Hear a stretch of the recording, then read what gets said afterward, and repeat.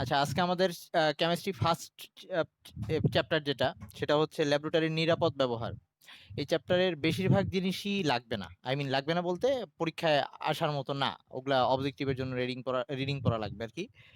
আহ, আর আমি যেটুকু পড়াবো সৃজনশীলের জন্য ওইটুকু পড়লেই হবে। আর অবজেক্টিভ যে খুব আহামরি এখান থেকে আসবে এরকমও না, কিন্তু পড়া লাগবে আর কি, ওইটুক একবার হলেও রিডিং দিতে হবে। একটু বোরিং টাইপের কথাবার্তা বেশি, নাম শুনেই বোঝা যাচ্ছে ল্যাবরেটরি রিলেটেড জিনিসপত্র অনেক কিছু। আর অনেক কিছু হয়তো বলতেছি যে এই যন্ত্রটা এভাবে ইউজ করে বা এটা এটা এটা হয়তো বুঝতে একটু ইয়া লাগতে পারে। যদিও আমার দরকার হলে আমি কিছু ভিডিও দেখাবো কিভাবে ইউজ করা লাগে। তবে ল্যাবে যখন এগুলা আবার হাতে কলমে ওই ওগুলা ধরে দেখা হবে, ইউজ করা হবে, তখন বোঝা যাবে। তো একদম শুরুতে আহ, যেগুলা ছোট ছোট কোশ্চেন আসে ওগুলা আমি সাথে বলে দিব। তো আচ্ছা, শুরু করি।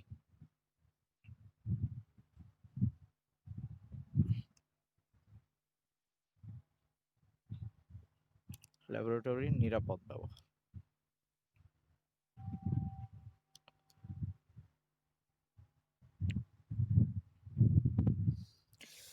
ওকে, একদম শুরুতে আছে যে ল্যাবরেটরির ব্যবহার বিধি। এইখানে যে আমরা একটা ল্যাবরেটরিতে ঢোকার আগে আমাদের কিছু সেফটি মেনটেন করতে হবে, আর কিছু এক্সট্রা করে আমাদের প্রোটেকশনের জন্য কিছু পোশাক বা সেফটি গোগলস অথবা হচ্ছে তোর গ্লাভস এইসব যে পরে নেওয়া লাগবে, এগুলা নিয়ে একটু কথাবার্তা আছে। তো এইখানে একটা ছোট্ট জিনিস যেটা প্রায় অবজেক্টিভের জন্য আসে অথবা ক নাম্বারের জন্য আসতে পারে, সেটা হচ্ছে এমএসডিএস। এমএসডিএস কি? এমএসডিএস এর ফুল মিনিং হচ্ছে ম্যাটেরিয়াল, এই একটা a material of material safety data sheet.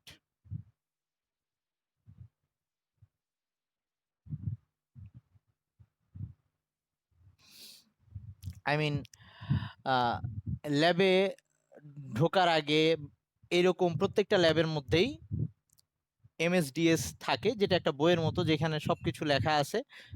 অনেকটা ক্যাটালগের মতো আর কি, যে এখানে কি কি কিভাবে ইউজ করবে অথবা কি কি সেফটি মেনটেন করা লাগবে সেই জিনিসগুলো এখানে একসাথে একটা কার্যপ্রণালী, ব্যবহার বিধি, সেগুলো এখানে লেখা আছে। তো এই প্রত্যেকটা ল্যাবে, যদিও আমরা আমাদের কলেজ ল্যাবগুলোতে এগুলো আমাদের পড়তে টড়তে দিবে না, ওই স্যাররাই প্রথম দিন নিয়ে একটা শর্টকাট ভাষণ দিবে আর কি, ওখানেই মোটামুটি বলে দিবে কি করা যাবে কি করা যাবে না। যদিও বাস্তবে আমরা সবকিছু শুনবো না, এটাই স্বাভাবিক ব্যাপার। ওকে, আচ্ছা, তো এটা মাঝে মাঝে আসে। এটার কাজটা হচ্ছে জাস্ট, এটার মধ্যে যেটা থাকবে বিভিন্ন রাসায়নিক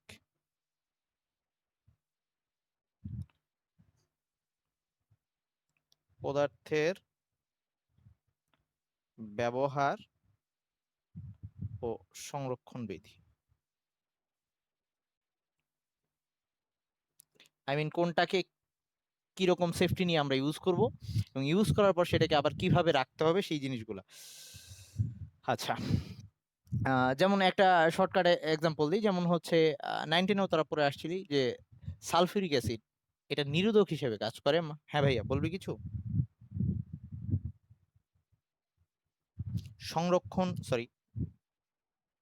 সংরক্ষণ বিধি। আচ্ছা, তো আমাদের 19-এ এরকম পরে আসছি যে সালফিউরিক অ্যাসিড কি করে, নিরোধক হিসেবে কাজ করে, মানে হচ্ছে অন্য কোনো পদার্থ থেকে পানি শোষণ করে নিতে পারে। তো এই সালফিউরিক অ্যাসিডটাকে সরাসরি, ধর আমাদের কোথাও আমরা তো জানি অ্যাসিড আবার পানি ছাড়া কাজ, পানির উপস্থিতি ছাড়া অ্যাসিড কাজ করতে পারে না, যেটা 9-10-এ ছিল, যে অ্যাসিডের কার্যকারিতা দেখানোর জন্য পানির উপস্থিতি অপরিহার্য, এরকম ছিল। তো আমরা ওই অ্যাসিড ইউজ করার আগে অবশ্যই বিভিন্ন যদি সালফিউরিক অ্যাসিডকে লঘু করে নিতে হয়, তার মধ্যে পানি অ্যাড করে নিতে হবে। তো এইসব ক্ষেত্রে আহ, এই কাজ করা যাবে না যে পানির মধ্যে আমরা যদি কাজ করি, মানে আর কি সালফিউরিক অ্যাসিডের মধ্যে যদি পানি অ্যাড করি, এটা করা যাবে না। সালফিউরিক অ্যাসিড নিয়ে তার মধ্যে পানি অ্যাড করা যাবে না, উল্টা করতে হবে, পানি নিয়ে তার মধ্যে সালফিউরিক অ্যাসিডটা অ্যাড করতে হবে। রিজন হচ্ছে পানির প্রতি সালফিউরিক অ্যাসিডের অ্যাট্রাকশনটা এত বেশি যে আমরা যদি ইসের মধ্যে কোনো একটা বিকার বলি বা কন্টেইনারের মধ্যে যদি আমরা সালফিউরিক অ্যাসিড নিয়ে তাতে পানি যোগ করতে দিয়ে যাই ড্রপ দিয়ে, ওই পানির ড্রপ শূন্যে থাকা অবস্থায়, আই মিন ড্রপ ওখানে না পড়ার আগেই সালফিউরিক অ্যাসিড লাফ দিয়ে আসবে ওই ড্রপটাকে ধরার জন্য। এরকম একটা অবস্থা, মানে সালফিউরিক অ্যাসিড উপচে উঠবে, তো সেটা তোর গায়ে পড়তে পারে, একটা অ্যাক্সিডেন্ট হয়ে যেতে পারে। তো সেই ক্ষেত্রে সালফিউরিক অ্যাসিডটাকে আমাদের যেটা করতে হবে যে সালফিউরিক অ্যাসিড মধ্যে সালফিউরিক অ্যাসিডের মধ্যে পানি না ঢেলে পানি নিয়ে তার মধ্যে drop wise sulphuric acid add করতে হয়। তো এই যে এরকম কিছু এক্সট্রা জিনিস যে মেনটেন করতে হচ্ছে, সেই জিনিসগুলো এটার মধ্যে লেখা থাকবে। আরো এরকম অনেক কিছু আছে, যা হোক এটা গেল। ওকে, তারপরে হচ্ছে আমাদের অবশ্যই ল্যাবে অ্যাপ্রন একদম মাস্ট, অ্যাপ্রনটা অবশ্যই ইউজ করা উচিত। যদিও মানে অ্যাপ্রনে অনেকখানি সেভ হবে, আর একই সাথে সবসময় ওই শু পরে ল্যাবে কাজ করা উচিত। একই সাথে গগলস ইউজ করা, যদিও আমাদের আই মিন যেটাকে নিরাপদ চশমা এভাবে এভাবে বলে, কিন্তু আমাদের স্কুল কলেজের ল্যাবগুলোতে এটা এত বেশি অ্যাভেলেবল না। তবুও চেষ্টা করা উচিত যদি কেউ পার্সোনালি সেটা কিনে নিতে পারে, কারণ এখন অনেকেই করোনার সিচুয়েশনে কিনে নিছে নিজেদের জন্য। তো ওগুলাই আর কি। এরপর হচ্ছে মাস্ক ইউজ করা, আগে আমরা ইউজ করতাম না, এখন তো আমরা এমনি ইউজ করব। তারপর হচ্ছে গ্লাভস ইউজ করা। তো এই জিনিসগুলো নিয়ে এক্সট্রা করে আমার আর কিছু বলার নাই, এগুলা তোরা একবার করে রিডিং দিবি, আসবেও না এগুলা থেকে ওরকম। আচ্ছা, তারপর আমাদের পরের যে ব্যাপারটা, যে আমরা একটা, হ্যাঁ ভাই কিছু বলতেছিস?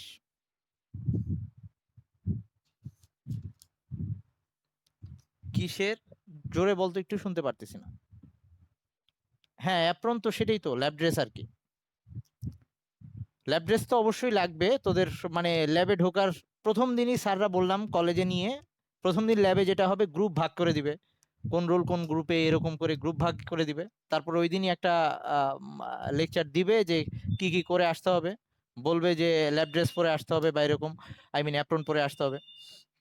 তো নর্মালি কলেজে, কলেজের ক্ষেত্রে কিছু কিছু কলেজে অ্যাপ্রনটা খুব বেশি মাস্ট লাগেই, আবার কোনো কোনো কলেজে এতটা ইয়া করে না।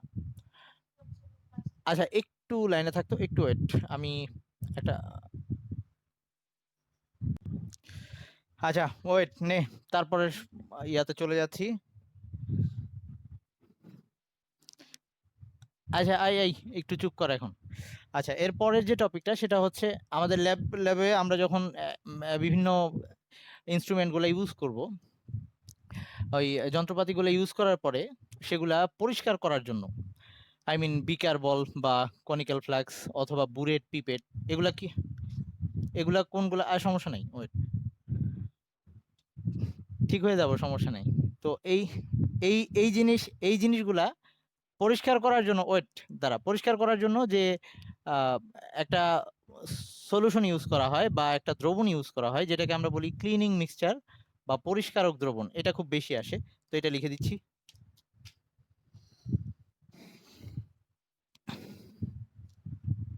কোনটা ভাইয়া? মানে এটা আমি একটা উদাহরণ দিলাম, ওটা জাস্ট একটা উদাহরণ দিছি, এরকম আরো অনেক কিছু মেনটেন করতে হয়, সেগুলো বলতেছি। ক্লিনিং মিক্সচার,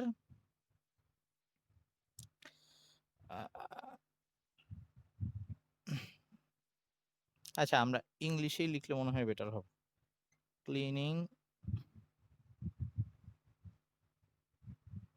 মিক্সচার বা পরিষ্কারক দ্রবণ, পরিষ্কারক মিশ্রণও বলে, পরিষ্কারক মিশ্রণ।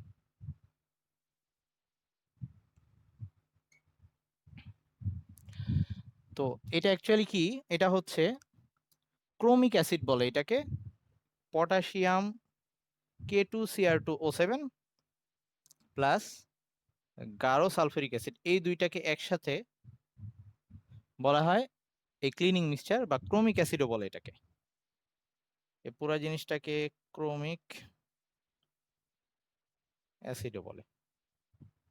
কখনো কখনো পটাশিয়াম ডাইক্রোমেট না নিয়ে, এটার নাম পটাশিয়াম ডাইক্রোমেট, এখানে সোডিয়াম ডাইক্রোমেটও নিতে পারে। ওকে, তো পরীক্ষায় যদি ক নাম্বারের জন্য এই কোশ্চেনটা আসে তাহলে জাস্ট হবে যে পটাশিয়াম ডাইক্রোমেট ও গাঢ় সালফিউরিক অ্যাসিডের মিশ্রণকে ক্রোমিক অ্যাসিড অথবা ওই ক্লিনিং মিক্সচার বলে। তো এটা কিভাবে পরিষ্কার করে, এই যে এইখানে সবার একটু লেখা হয়েছে।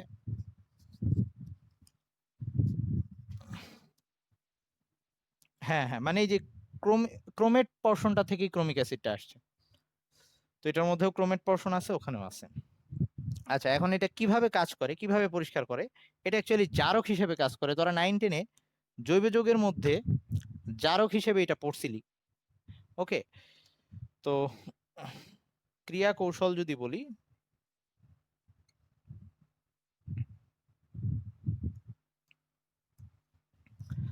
এই যে পটাশিয়াম ডাইক্রোমেট K2Cr2O7 আর H2SO4 এই দুইটা বিক্রিয়া করে K2SO4 প্লাস Cr2SO4 মানে হচ্ছে পটাশিয়াম সালফেট ক্রোমিয়াম সালফেট, মানে এই পটাশিয়ামটা সালফেটের সাথে গেছে, ক্রোমিয়ামটা সালফেটের সাথে গেছে।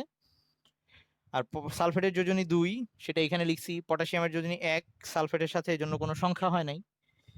এখানে সালফেটের যোজনী 2 ক্রোমিয়ামের যোজনী 3, ওই যোজনী ইন্টারচেঞ্জ করে লেখা। সাথে আসবে পানি। আর এটা যেহেতু জারক বলছি, জারকের কাজ ছিল জায়মান অক্সিজেন উৎপাদন করা। এই যে এরকম জায়মান অক্সিজেন উৎপন্ন করবে, থার্ড ব্র্যাকেট দিয়ে জায়মান অক্সিজেন বুঝাইতো। তো সমতা, হ্যাঁ হ্যাঁ, গাঢ় গাঢ়, ওটা গাঢ়, অবশ্যই গাঢ় হবে। তো এখানে পাশে এরকম কিছু না, মানে আহ, জারক হিসেবে কাজ করার জন্য এই H2SO4টা গাঢ়ই নিতে হয়, এটা গাঢ়ই হবে। ওকে, সবসময়। তো এখন একটু যদি সমতা করতে চাস, সমতা না করলে অবশ্য হয়, তাইলে K2Cr2O7SO4 H2O আর অক্সিজেন, এখানে যদি 7টা পানি,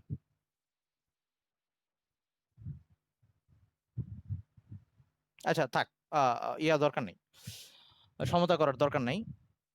এই অক্সিজেন, এইখানে যে জায়মান অক্সিজেন গুলো আসছে, এই জায়মান অক্সিজেন গুলাই ওই বিভিন্ন যে ময়লাগুলা থাকবে সেগুলাকে সরাই ফেলবে, আই মিন জারিত করে সেগুলো পরিষ্কার করে ফেলবে। তাহলে ক্রিয়া কৌশলের ক্ষেত্রে যে এইটুকু লিখে দিলেই হবে যে এখানে পটাশিয়াম ডাইক্রোমেট সালফারিক অ্যাসিডের সাথে জায়মান অক্সিজেন উৎপন্ন করে, যা জারণ বিক্রিয়ার মাধ্যমে ওই অপদ্রব্য বা ময়লাগুলো দূরীভূত করে আর কি। এই আচ্ছা, তো এখন এই মিশ্রণটাকে কিভাবে তৈরি করব, মানে কোন কি পরিমাণে কোনটা মিশাবো সেইটা যদি একটু বলি। মুসলাম, এটা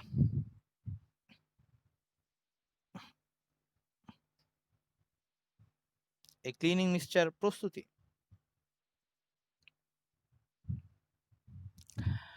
ফার্স্ট স্টেপ হবে সেটা হচ্ছে আমরা পাতিত পানি, মিটিং এন্ড হয়ে গেলে আবার জয়েন দিস।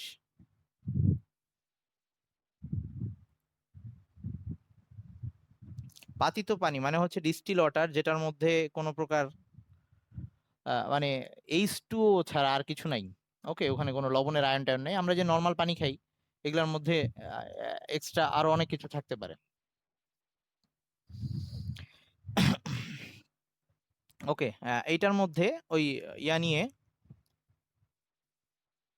ওই পটাশিয়াম ডাইক্রোমেট নিয়ে এই পাতিত পানিটা হবে হচ্ছে 40°C। ওকে, 40°C প্রথমে দ্রবণ প্রস্তুত করব, সম্পৃক্ত দ্রবণ। তাহলে প্রথমে এই দুইটা মিলে একটা সম্পৃক্ত দ্রবণ বানাবো।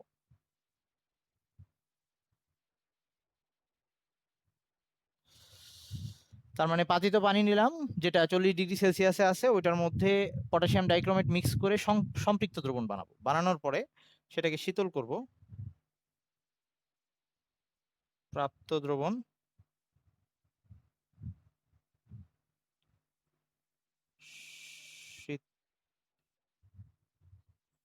না, এটা আমি কিভাবে বানাবো আর কি, এই পুরা মিক্সচারটা সেটা লিখতেছি। এই হ্যাঁ, মানে আমি তো বললাম যে পটাশিয়াম ডাইক্রোমেট আর H2SO4 মিশিয়ে আমরা মিক্সচারটা বানাই, কোনটা কত পরিমাণে নিব সেই জিনিসগুলো লিখে দিচ্ছি। ওকে, তারপরে হচ্ছে প্রাপ্ত দ্রবণটাকে শীতল করে নিলাম। এখন ওই দ্রবণ থেকে 400 ml নেব। ওকে, দ্রবণের 400 ml নিয়ে প্রাপ্ত দ্রবণটাকে শীতল করে, আচ্ছা 3 নাম্বারটাকে উপরে লিখতেছি।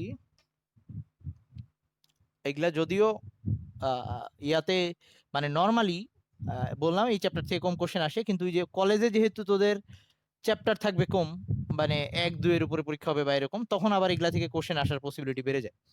কিন্তু নর্মাল বোর্ডে গেলে তখন পুরা বই থেকে কোশ্চেন করতে গেলে এগুলার অতটা ইম্পর্টেন্ট থাকে না। উক্ত দ্রবণের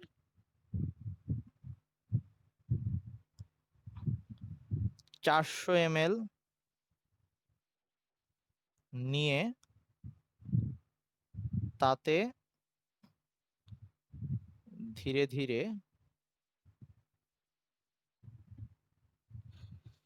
গাঢ় H2SO4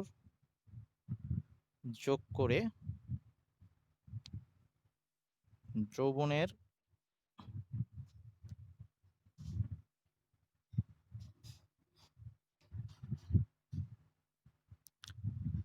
কি যেন বলতে পারি না, দ্রবণের আয়তন 1000 ml করা।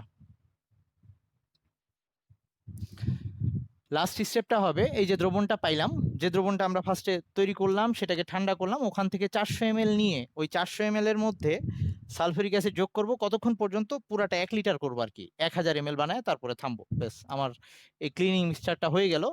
এই মোটামুটি 1 লিটারের জন্য এটা রেখে দিলাম, দরকার মতো এটাকে ইউজ করা যাবে। আচ্ছা, গেল। এরপরে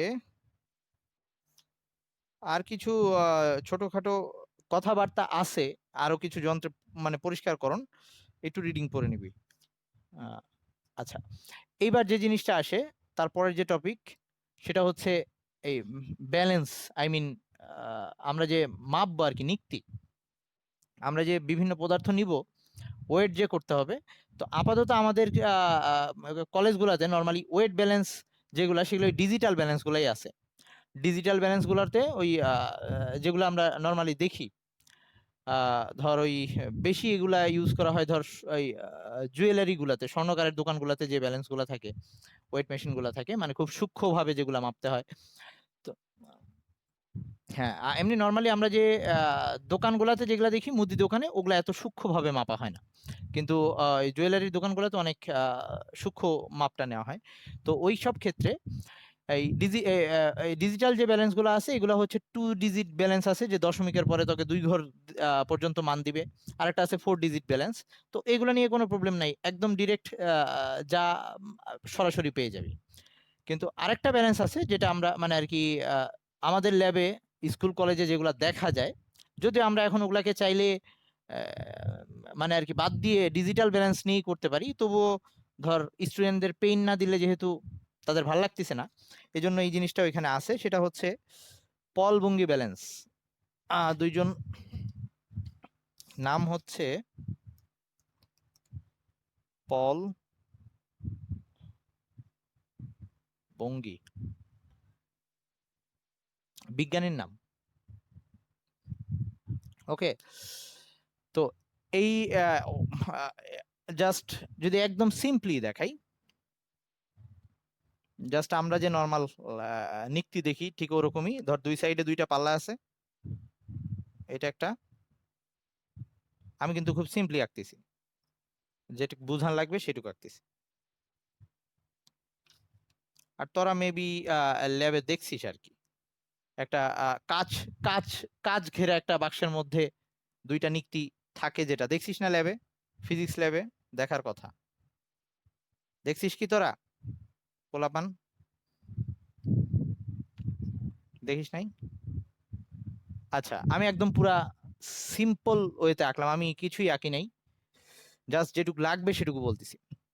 যে আমরা যেমন ভার্নিয়ার স্কেল দিয়ে মাপ দেওয়ার সময় আমাদের ভার্নিয়ার ধ্রুবক বলে একটা কথা ছিল, ভার্নিয়ার কনস্ট্যান্ট, যেটা কি বলে দিত, যেটা হচ্ছে নর্মাল, যেটা কি করে দিছিল, যে আমরা নর্মাল স্কেলের বদলে আমাদের ভার্নিয়ার স্কেল আনার কেন দরকার পড়ছিল, যে আমাদের যদি এরকম হয় যে নর্মাল স্কেল দিয়ে আমরা 1 মিলিমিটার পর্যন্ত সূক্ষ্মভাবে মাপতে পারি, কিন্তু 1 মিলিমিটারের ভিতরে কিছু পড়লে সেটাকে আর আমরা মাপতে পারতেছিলাম না, ওর জন্য ভার্নিয়ার স্কেল দরকার হয়েছিল। তো এইখানে এই ব্যালেন্সের মধ্যেও আমরা ওই নর্মাল এইখানে একটা কিছু রেখে আর এক পাল্লায় ওয়েট দেবো, এরকম করেই তো ব্যালেন্সটা করে তারপরে মাপ নিব। কিন্তু কথা হচ্ছে এইখানে যে বাটখারাগুলো আছে বা ওয়েটগুলো আছে সেগুলার সর্বনিম্ন ওয়েটগুলায় 1 মিলিগ্রাম, সর্বনিম্ন হচ্ছে 1 মিলিগ্রাম। তো এখন একটা জিনিসের ওজন হইল ধর এরকম হইলো যে 5.2 মিলিগ্রাম এরকম হইলো, তাহলে আমি কিন্তু ওই 0.2টা আর এটা দিয়ে মাপতে পারতেছি না, বা 5.234 মিলিগ্রাম এরকম হইলো। তাইলে এই ওই যে পয়েন্টের পরে যে পর্শনটুকু যেটা আমরা মাপতে পারতেছি না সেটা মাপার জন্য এইখানে আরেকটা এক্সট্রা ওই ভার্নিয়ার ধ্রুবকের মতো এইখানে আরেকটা মেকানিজম ইউজ করা হয়েছে, সেটার নাম হচ্ছে রাইডার কনস্ট্যান্ট বা রাইডার ধ্রুবক। এখন রাইডারটা কি জিনিস সেটা একটু বলি। রাইডার হচ্ছে জাস্ট একটা সূক্ষ্ম তার, যে তারটা এই ইসের তোর এই নিক্তির ব্যালেন্সের যে বিম সেই বিমের উপরে থাকে। তো রাইডারটা নর্মাল অবস্থায় একটা তার আর কি, জাস্ট সূক্ষ্ম একটা তার। হ্যাঁ ল্যাবে দেখাবে, না দেখালেও কিছু আসে যায় না। অ্যাকচুয়ালি বললাম তো যে বেশিরভাগ ল্যাবেই এখন ডিজিটাল ব্যালেন্স দিয়েই কাজ সারা হয়, তবে প্র্যাকটিক্যালের জন্য দেখাইতে হতে পারে। আর এমনিতেও স্কুলে, আমাদের স্কুলেও এটা আছে, আমরা ওই যে তবে আমাদের কখনো ধরতে দিত না, আমরা দেখতে পারতাম আর কি। আচ্ছা, তো এখন এই যে এইখানে এই ছোট্ট তারের টুকরাটা এটা তোকে কি সুবিধাটা করে দিবে সেটা হচ্ছে, ধর আমরা এখানে একটা জিনিস ওয়েট করতে যাচ্ছি। তো ধর এখানে একটা এটা কন্টেইনারের মধ্যে কোন একটা ধর সোডিয়াম কার্বনেট পাউডার ফর্মে আছে এখানে। তো এটার ওজন নিব। তো ওজন নিতে গিয়ে আমরা ওখানে ইয়া দেওয়া শুরু করলাম, যে পাথর দেওয়া শুরু করলাম, আই মিন এখানে ছোট ছোট ইয়া বাটখারাগুলো আছে। তো দেওয়ার পরে এই বাটখারাগুলা এই ওয়েট বক্স থেকে তোলার সময় চিমটা ব্যবহার করতে হয়, হাত দিয়ে ধরতে হয় না। তো ল্যাবে দেখবি তোরা। আচ্ছা, মিটিংটা এন্ড হয়ে যাবে, আমরা আবার জয়েন দিই। ওকে, এখন ধর আমরা এখানে এই যে ওয়েট গুলা দিলাম।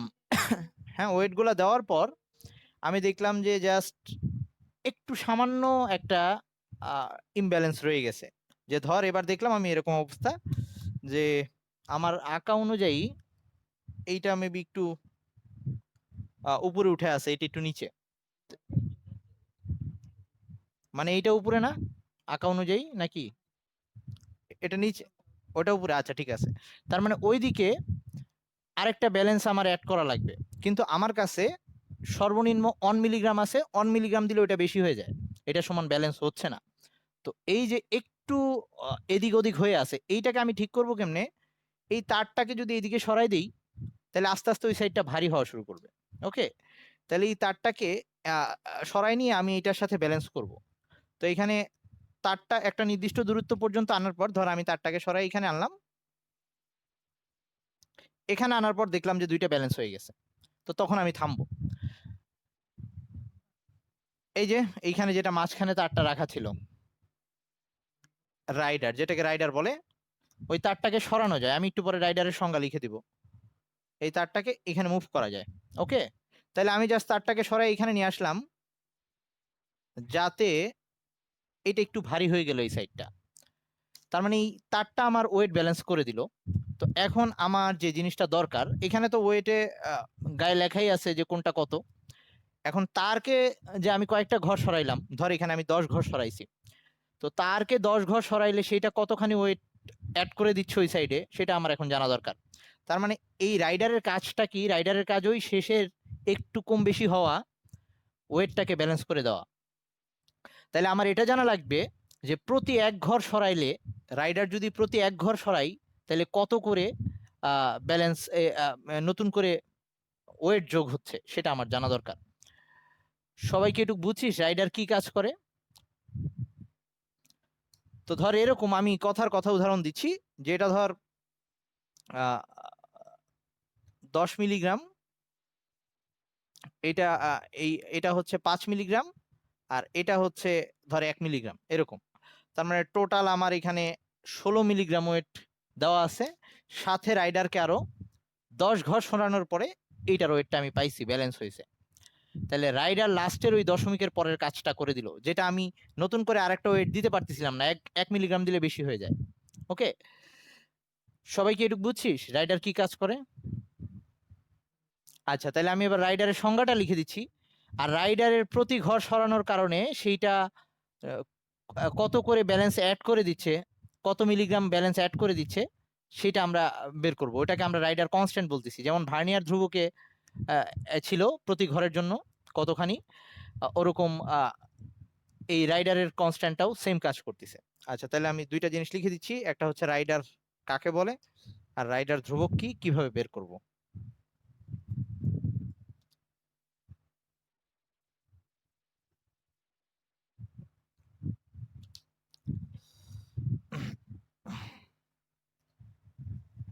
তোরা রাপাঞ্জেল মুভিটা দেখছিস না, অ্যানিমেশন মুভিটা? ওইটার হিরোটার নাম কিন্তু রাইডার ছিল। সূক্ষ্ম ধাতব তারের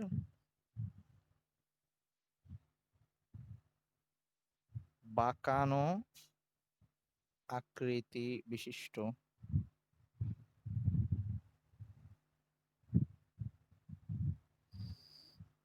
বস্তু যা নিক্তির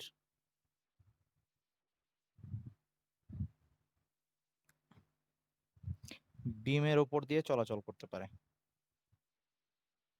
দিয়ে চলাচল করতে পারে,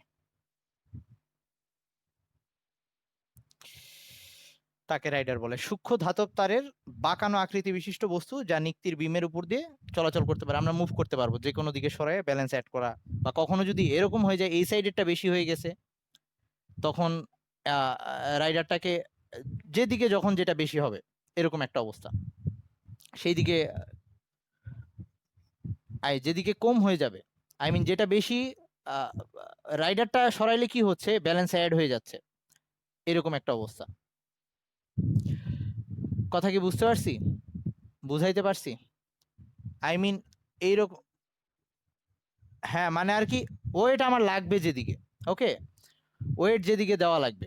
এখন এরকম হইতে পারে যে আমার ওইদিকে ওয়েট 1 mg দেওয়ার মানে এই সাইডে যেটা আমি এখানে যে যে জিনিসটার ওয়েট করতেছিলাম সেইটার দিকে একটু ওয়েট দরকার হচ্ছে আমার, এরকমও কখনো হইতে পারে। তো তখন এইটা রাইডারটাকে এইদিকে নিয়ে আসবো, এরকম করতে পারি। ওকে, সেই ক্ষেত্রে তখন যেমন ওইখানে ওয়েট মেশিনে যোগ করে দিছিলাম, ওখানে বিয়োগ করে দিব। ওকে, এরকম একটা ব্যাপার। আচ্ছা, এবার হচ্ছে রাইডার কনস্ট্যান্টটা কি সেটা লিখে দিচ্ছি। রাইডার ধ্রুবক কি?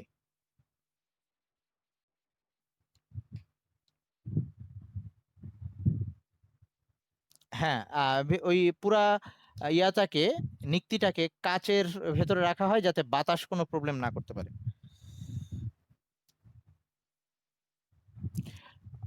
খুলতে হয় যখন, খুলতে হয় খুব অল্প করে, জাস্ট খুলে হাত দিয়ে রেখে আবার আটকে দেওয়া হয়। ইউজ করবি যখন দেখবি পুরাপুরি খুলে রেখে দেওয়া হয়।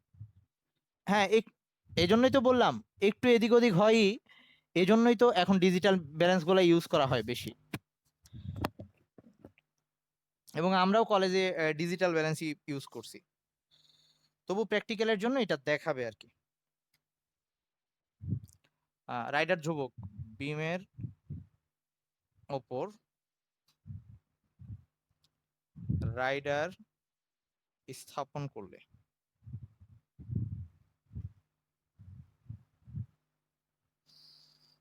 বিমের প্রতি দাগাঙ্কন, আই মিন প্রতি এক ঘরের জন্য আর কি, প্রতি দাগাঙ্কনের জন্য যে ওজন পাওয়া যায়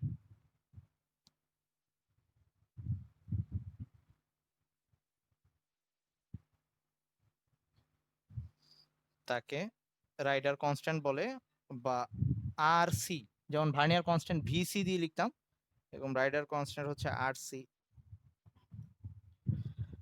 ওইখানে প্রতি কত ঘর নিচ্ছি, হ্যাঁ, মানে প্রতি এক ঘরের জন্য, প্রতি দাগাঙ্কনের জন্য, মানে প্রতি এক ঘরের জন্য।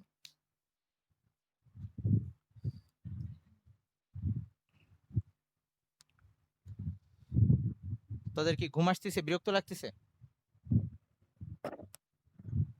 আচ্ছা আচ্ছা, এই দ্বারা শেষ করে দিব।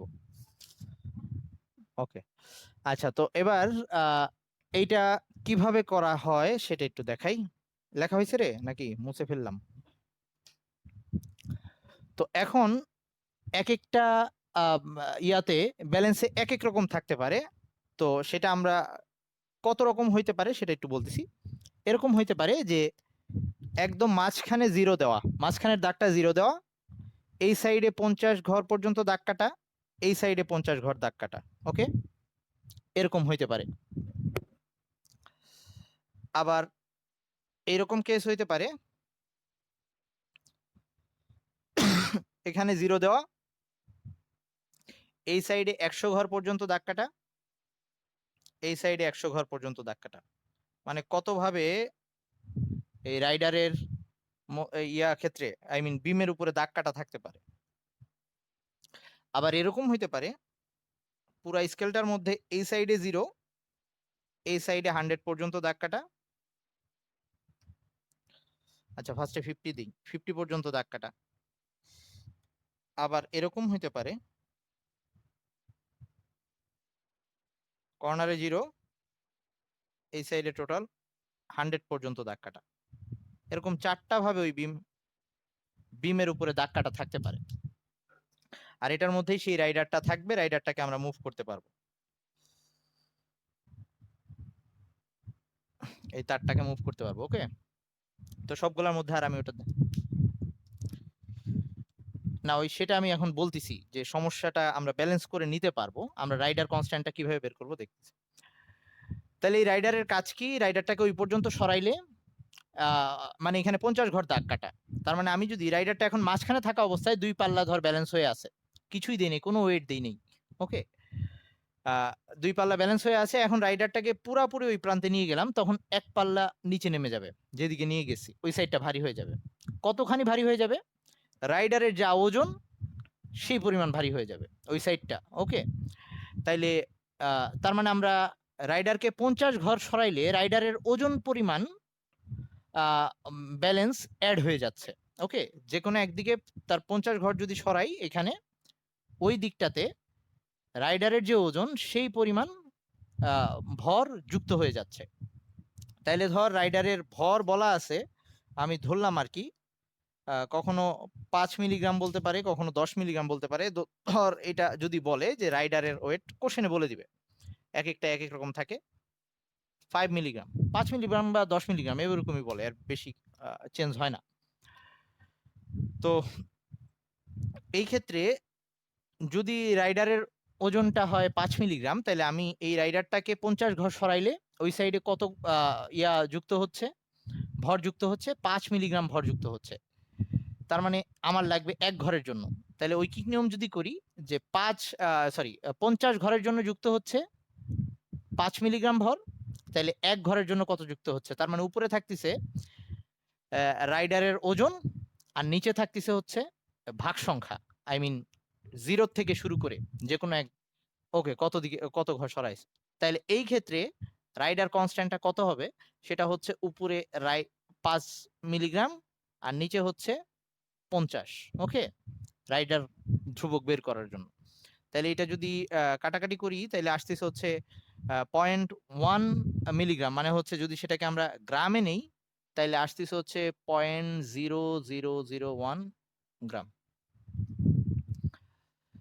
তাইলে আমাদের রাইডারকে 1 ঘর করে সরাইলে 0.001 গ্রাম করে আমাদের ওই সাইডে ব্যালেন্সে অ্যাড হচ্ছে। তার মানে একটু আগে আমি যে চিত্রটা আঁকছিলাম, যেখানে প্রথমে 10 মিলিগ্রাম নিছিলাম, সাথে নিছিলাম 5 মিলিগ্রাম আর 1 মিলিগ্রাম, মানে টোটাল ছিল 16 মিলিগ্রাম, আর সাথে রাইডারকে 10 ঘর সরাইছিলাম। তার মানে 10 ইন্টু, যদি এইরকম ব্যালেন্স হয় তাহলে 10 ইন্টু এই যে 5/50 মিলিগ্রাম, ওই সাইডে আরো 0.1 মিলিগ্রাম অ্যাড হবে। ওকে, এইরকম করে আমরা হিসাবটা করব। আমি একটা ম্যাথ দেখাবো, তারপরে আসতেছি। যদি এইরকম হয় যে দুই সাইডে 100 করে ইয়া করা, তাহলে সেই ক্ষেত্রে কি হবে? ধর এটাকে 5 মিলিগ্রামই রাইডার ধরলাম, আমি 5 মিলিগ্রাম রাইডার ধরেই কাজ। তাহলে এই ক্ষেত্রে যে কোনো একদিকে সরাইলে 5 মিলিগ্রাম করে ওয়েট অ্যাড হচ্ছে। তার মানে এই ক্ষেত্রে কনস্ট্যান্টটা হবে 5/100 মিলিগ্রাম, আর গ্রামে নিলে যেটা হয় হবে। এইবার এই ক্ষেত্রে একটু ঝামেলা আছে। এই ক্ষেত্রে একদম মিডল পয়েন্টটা তো এইটা, তার মানে আমরা যদি মিডল পয়েন্ট থেকে চিন্তা করি, আমরা রাইডারকে যে কোনো একদিকে সরাইলে অ্যাকচুয়ালি কয়টা ঘর সরাচ্ছি এখানে? 25টা ঘর কিন্তু সরাচ্ছি আমরা, কিন্তু রাইডারকে একদিকে সরাইলে 25টা ঘর সরাচ্ছি, তাই না? তাইলে এই ক্ষেত্রে আমরা রাইডার কনস্ট্যান্ট লেখার জন্য কি করা উচিত? লেখা উচিত 5/25। তো আমরা এটাকে সূত্রে এভাবে না লিখে, সূত্রটা এভাবে করা হয়েছে যে ঘর সংখ্যাকে আমরা সবসময় নিচে ঠিকই রাখবো। কি করব? 50টা ঘর ছিল, 50টা ঘরই রাখবো, কিন্তু এবার আমরা উপরে 2 দিয়ে গুণ দিই, ব্যাপারটা কিন্তু একই দাঁড়াচ্ছে। নিচে 25 থাকার কথা ছিল, তাহলে আমরা সূত্রটাকে এবার তাইলে এরকম করে রাখলাম যে উপরে রাইডারের ভর, নিচে ভাগ সংখ্যা সেটাই আছে, খালি সাথে 2 গুণ দিয়ে দিব। কেউ না বুঝলে বলিস, বুঝিস নাই? দেখ এইখানে দাগ কাটাটা, এইখানে 0 থেকে এখানে 50 এভাবে দাগ কাটা, কিন্তু আমি রাইডারকে তো ওই যে কোনো মাঝখান থেকে যে কোনো একদিকে সরাবো, এরকম করব। ওকে, তো রাইডারকে আমি যদি ওই দিকে সরাই নিয়ে যাই, তাহলে ওই সাইডে 5 গ্রাম ভর যুক্ত হবে রাইডারকে মিডল পয়েন্ট থেকে। মিডল পয়েন্টে থাকলে 2 পাল্লা ব্যালেন্স থাকে। রাইডারকে এখান থেকে এখানে সরাইলে আমি কিন্তু অ্যাকচুয়ালি 25 ঘর সরাইলাম। আমি কি বুঝছিস? তাহলে আমার লেখা উচিত ছিল এখানে 25। তাহলে 25টা অ্যাকচুয়ালি কেমনে আসছে? 50/2। 50/2 ওটা উপরে চলে গেছে আর কি, বুঝছিস? 2 × 5 / 50। হ্যাঁ ভাই, বল বল।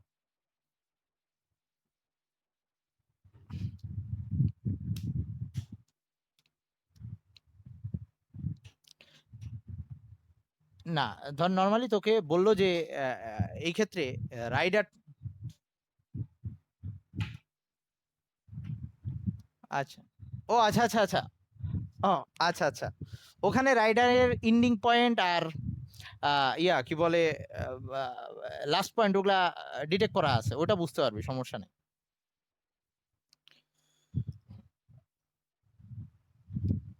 তো অ্যাকচুয়ালি আমি তো এটারে খুব, আমি যেভাবে আঁকছি রাইডারটা আসলে এরকম না দেখতে। ওকে, আমি জাস্ট এখানে দেখাইলাম। আমি তো বলছি একদম সিম্পল ওয়েতে আঁকছি আমি, ওকে, যাতে বোঝা যায়। তোরা যখন ল্যাবে গিয়ে দেখবি তখন বুঝতে পারবি, সমস্যা।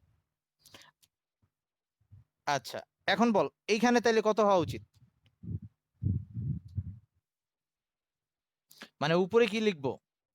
উপরে 5, নিচে 100 × 2 আর কি উপরে, হ্যাঁ? তাহলে এই ওয়েতে আমরা রাইডার কনস্ট্যান্ট বের করব।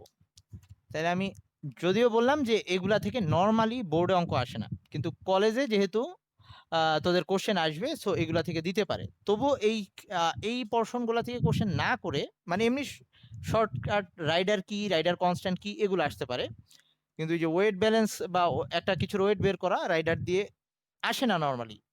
এই চ্যাপ্টারের পিছনের দিকের কোশ্চেনগুলো ম্যাথমেটিক্যাল কিছু কোশ্চেন আছে, ওখান থেকে আসে। তবু যদি দিয়ে দেয়, আমি এরকম একটা কোশ্চেনের উদাহরণ দিচ্ছি।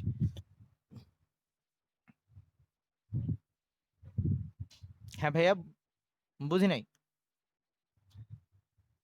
মানে নর্মালি আমরা গ্রামেই পরিমাপ করি। ওকে, সো আমরা যত জায়গায় তোর এই যে 9-10-এ যত সূত্র পড়ে আসছিস, ডাব্লিউ কে সবসময় গ্রামে নিছি। আমরা সবসময় ওজনটাকে গ্রামেই নিয়ে রাখি, তো এজন্য মিলিগ্রামটাকে গ্রামেই লিখে দেওয়া উচিত। আচ্ছা, তো এবার আসি, রাইডারের ধ্রুবক কিন্তু চেঞ্জ হতে পারে, 5 মিলিগ্রাম হতে পারে, 10 মিলিগ্রাম হতে পারে, এরকম হতে পারে। তাহলে আমি একটা এরকম উদাহরণ দিচ্ছি। ধর তোকে উদ্দীপকে এরকম বলে দিল যে কোশ্চেনটা হচ্ছে, একটু বলি যে আমরা এই ক্ষেত্রে একটু আঁকতেছি। ধর এটার মধ্যে সোডিয়াম কার্বনেট আছে,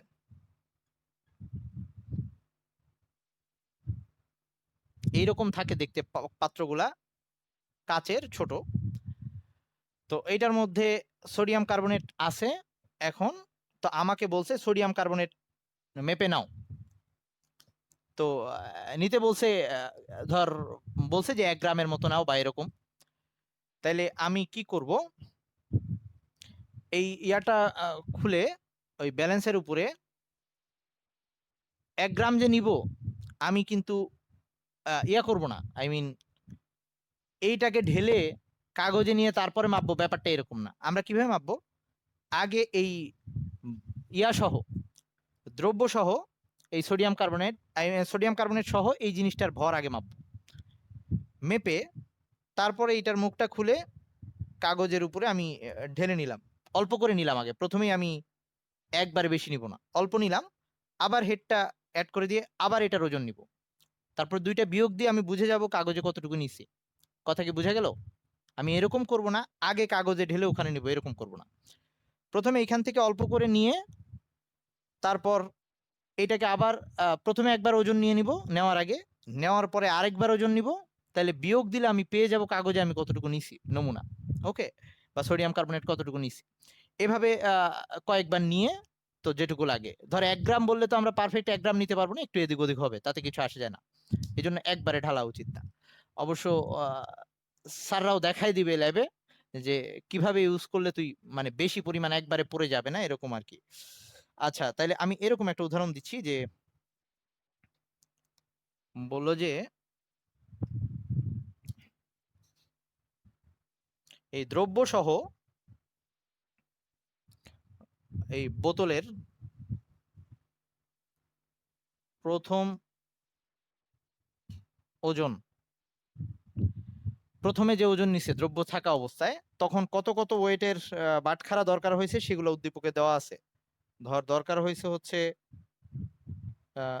20 গ্রাম প্লাস, আচ্ছা কমা দিয়ে লিখে দিচ্ছি, এগুলা হচ্ছে ওয়েট দিতে হয়েছে 5 গ্রাম, 3 গ্রাম, 1 গ্রাম, এগুলো ওয়েট দিতে হয়েছে। আর সাথে মিলিগ্রামেরও দুইটা দিতে হয়েছে, একটা হচ্ছে 300 মিলিগ্রাম, 100 মিলিগ্রাম, এটা দিতে হয়েছে। আর সাথে রাইডারকে 20টা দাগ পর্যন্ত, 40 দাগ পর্যন্ত সরাইতে হয়েছে, 40 দাগ,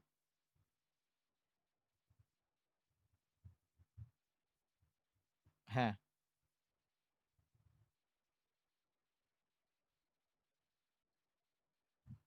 40 দাগ পর্যন্ত রাইডার সরানো হলো। অবশ্য এটাকে বলে দেওয়া আছে যে ওই ই এর দিকে সরানো হয়েছে, ওয়েট যেদিকে আছে ওইদিকে সরানো হয়েছে, মানে যোগ করে দিব। আচ্ছা, এবার দ্বিতীয়, হ্যাঁ রাইডারের ওজনটা বলে দেওয়া আছে যে 100 ঘর দাগ কাটা দুই সাইডে। আচ্ছা আমি ওটাও বলে দিচ্ছি, আমি কোশ্চেন শেষ করি। আর বলছে হচ্ছে দ্রব্য সহ দ্বিতীয় এই বোতলের দ্বিতীয় ওজন, মানে নেওয়ার পরে কাগজের উপরে আমি দ্রব্যটা নেওয়ার পর সেটার দ্বিতীয় ওজন। তো এই ক্ষেত্রে সেম কথা, আমি দ্বিতীয় ওজন লিখলাম সরাসরি।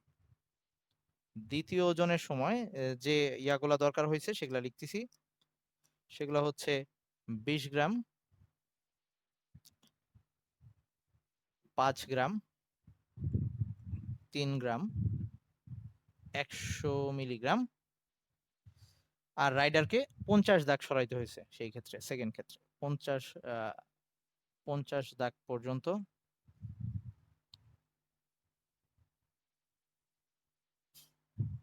রাইডার সরানো, এটাও ওয়েট, ওয়েট যেদিকে আছে ওইদিকে সরানো হয়েছে। তো এবার তোকে জিজ্ঞেস করা হয়েছে, কোশ্চেনটা হচ্ছে দ্রব্যের ওজনটা কত, আমি কতখানি দ্রব্য নিছি, ওকে, আর গৃহীত দ্রব্যের ওজন। আর এই ক্ষেত্রে তোকে বলে দেওয়া আছে যে রাইডারটায়,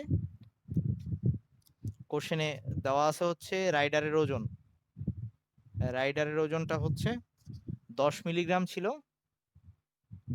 আর সেখানে দাগ কাটা ছিল ওই মাঝে জিরো, হ্যাঁ, তাহলে দাগটা আমি এখানে দেখাইলাম যে মাঝে জিরো, উভয় পাশে 100, এভাবে দাগ কাটা ছিল। কখনো চিত্রও দেওয়া থাকতে পারে, কখনো উদ্দীপকে বলে দেওয়া থাকতে পারে। তাহলে এখন আমাদের এই অঙ্কের কোশ্চেন হচ্ছে গৃহীত দ্রব্যের পরিমাণ নির্ণয় করো। তাহলে সহজ ব্যাপার, আমরা প্রথম ওজন থেকে দ্বিতীয় ওজন বাদ দিলেই কতখানি নমুনা নিছি তো সেটা বের করে ফেলতে পারবো। তো আমি শর্ট করে লিখে দেই কিরকম হবে ব্যাপারটা। গৃহীত গৃহীত দ্রব্যের ওজন। তো এই ক্ষেত্রে আমি সবগুলা যোগ করে দিচ্ছি। এই 20 গ্রাম, 5 গ্রাম, 3 আর 1 মানে হচ্ছে টোটাল 25 আর 4 29 গ্রাম। 29 গ্রাম প্লাস মিলিগ্রাম হচ্ছে, এগুলাকেও আমরা গ্রামে নিয়ে যাই, তাইলে টোটাল আসতেছে হচ্ছে 400 গ্রাম, 400 মিলিগ্রাম, তো এটা 0.4 গ্রাম। আর প্লাস এই যে রাইডারের কনস্ট্যান্ট যেটা বের করে নিতে হবে, রাইডার কনস্ট্যান্টটা কি ছিল? রাইডার কনস্ট্যান্টটা হচ্ছে এই রাইডারের ওজন 10 আর ডিভাইডেড বাই 100। আর যেহেতু মাঝেই আছে, এবার আর 2 দিয়ে গুণ দিব না, তো মিলিগ্রাম, এটাকে যদি আমরা গ্রামে নিই তাহলে আসতেছে হচ্ছে 0.0001 গ্রাম। তাহলে প্লাস এখানে হয়ে যাবে হচ্ছে 40 দাগ পর্যন্ত সরানো হয়েছে, 40 ইন্টু 0.0001। এটা হচ্ছে প্রথম ওজন। এবার এটা থেকে বাদ দিয়ে দিব দ্বিতীয় ওজনটা। দ্বিতীয় ওজনটা কত? সেটা হচ্ছে 20, 25, 28, 28 গ্রাম। 100 মিলিগ্রাম মানে হচ্ছে 0.1 গ্রাম, প্লাস হচ্ছে 50 দাগ, 50 ইন্টু 0.0001। অবশ্য গ্রাম পরে একবারে লিখলেও হয়। তাহলে এটা যদি আমরা বাদ দিই, এই ক্ষেত্রে দশমিকের পরে ঘরগুলা বেশি করে নেওয়ার চেষ্টা করবি। তো মোটামুটি হিসাব করলে আসার কথা এরকম 1.299 গ্রাম। ওকে, তাহলে তোকে যদি 1 গ্রাম বা এরকম নিতে বলে, তোর হয়তো এরকম 1 এর পরে কিছু অংশ চলে আসতে পারে, পুরোপুরি 1 গ্রাম হয়তো তুই নিতে পারবি না। ওকে, বোঝা গেছে? এরকম অঙ্ক আসলে পারবি না।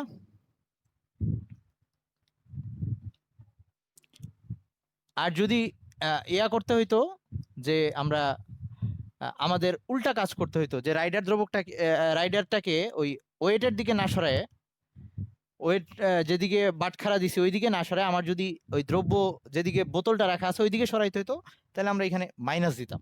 ওকে, মাইনাস করতাম। সবাই বুঝছিস একটু? হ্যাঁ, এগুলা সব বাটখারার ওজন। এই যে এখানে যে জিনিসগুলা, এগুলা হচ্ছে বাটখারার ওজন। ওকে, ছোট্ট ছোট্ট, একদম ছোট ছোট। আর এই যে যেগুলা মিলিগ্রামে, সেগুলা পুরা পাতলা প্লেটের মতো থাকে। বুঝি নাই, আবার বলতো।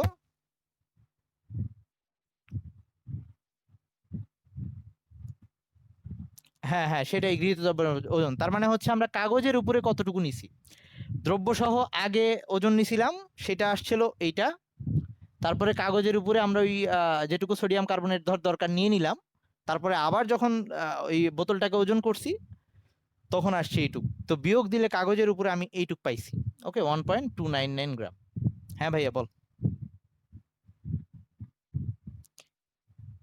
ওটা উদ্দীপকে তোকে বলে দিবে, উদ্দীপকে বলে দিবে কোন দিকে সরানো হয়েছে। আর যদি কিছুই না বলে, শুধু বলে রাইডারকে 40 দাগ সরানো হয়েছে, তাহলে সবসময় বুঝে নিবি যে সেটা ওয়েটের দিকে সরানো হয়েছে।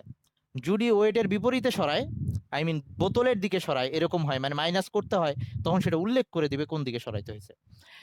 আবার আরেকটা ব্যাপার আছে, যদি এই যে এরকম বলে, যদি ওই যে 100 ঘর পর্যন্ত দাগ কাটা আছে, এই যে একটু শোন, যে তুই ডানে না বামে সরাইছি, এগুলা কেমনে বুঝবি? এই যে এখানে 100 ঘর লেখা আছে। তো এখন যদি বলে যে রাইডারটা এখন আছে হচ্ছে, বললো যে বাম পাল্লায় হচ্ছে ওই দ্রব্য সহ ওই বোতল আর কি, বাম পাল্লায় ধর বোতল, এটা বাম ডান কিন্তু বলে দিবে। আর ডান পাল্লায় হচ্ছে ওয়েট বসানো হয়েছে। তো এবার বলা হইলো যে রাইডারটা এইখানে এইটুক তো 50 ঘর, ধর বললো রাইডার 40 ঘরে রাখা আছে।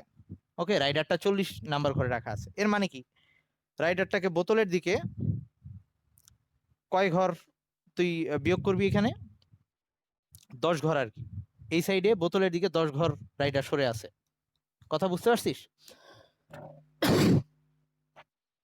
এই যে এটা তো 50, তুই সবসময় মাঝ থেকে হিসাবটা করবি, রাইডারকে ডানে বা বামে সরানো।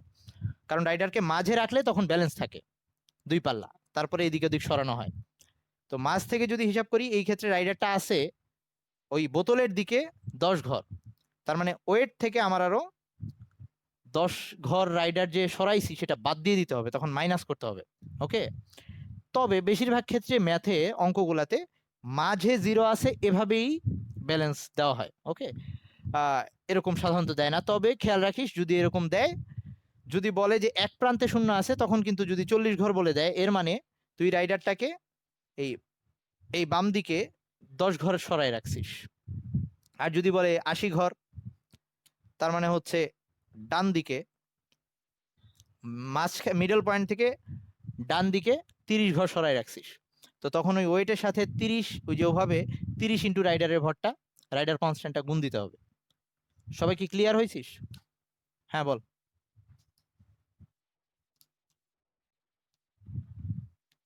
হ্যাঁ,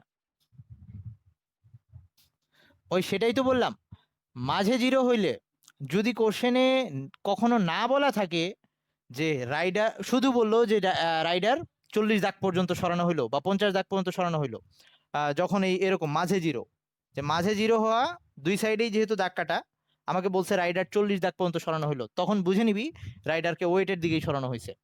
যদি ওয়েটের বিপরীতে সরায়, তাহলে অবশ্যই তোকে বলে দিবে যে ওইটা বোতলের দিকে বা ওই বাম পাল্লার দিকে, এরকম পাল্লার কথা বলে দিবে, বাম দিকে ডান দিকে এগুলা বলে দিবে। বোতলের দিকে, অথবা বলবে বাম দিকে সরানো হয়েছে, বাম দিকে সরানো হয়েছে। কোনো কথা যদি না বলে, কোনো কথা যদি না বলে, শুধু বলে যে রাইডারকে 40 দাগে রাখা হলো, সবসময় ধরে নিবি ওয়েটের দিকেই রাখা হয়েছে। ওকে,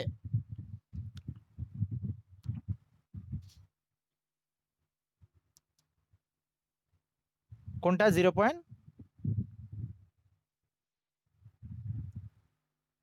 এই যে ওইটা 300 মিলিগ্রাম প্লাস 100 মিলিগ্রাম ছিল, টোটাল 400 মিলিগ্রাম হয়, 400 মিলিগ্রামকে গ্রামে নিছি।